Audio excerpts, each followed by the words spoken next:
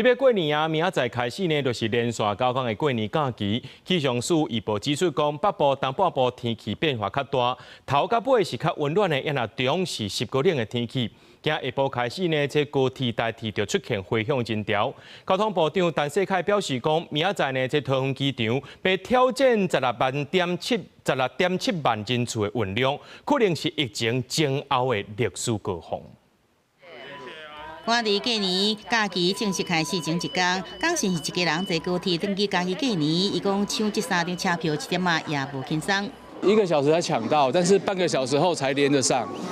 对，我觉得他们的伺服器是不是要更新或加强一下？下晡提早回乡的人更较多，总统赖清德也到台北车站联合防灾中心视察春节的水温。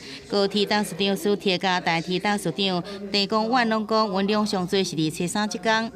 在台北到台中之间的这个直辖车，我们在疏运期间特别加班，那么运能比平日呢增加了9.8%。我们希望尽量能够自由做，能够均化。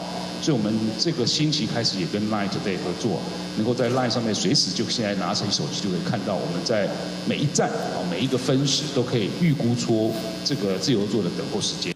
国道方面，高公局讲，日时整体路况正常，有585达到108万车公里。过年期间，路南的车流上最伫初1到初3，上北车流集中伫初3到初5，初3将是南北双向交通车流上最一天。西部国道南向尖峰日，初1到初3的时候，建议大家早上6点前或中午12点后出发。另外针对北向尖峰日，也就是初3到初5的部分，建议南部地区建议早上9点前，而中部地区建议中午12点前出发。天气方面，出大日头，天气真好。气象署讲，拜5开始到过年前一天，各地回暖。下礼拜一过年到初2受东北季风影响，转湿冷。中南部是多云好天的稳定天气。初3开始冷空气减弱，全台湾会过变水一个温暖的天气。初6这段时间，刚刚提到比较后期的天气，水汽会稍微增多一点点。北东可能会转为有一些下雨的情况发生的。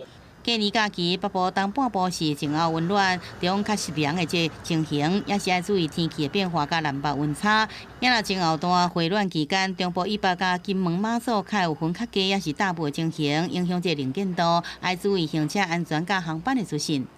记者综合报道。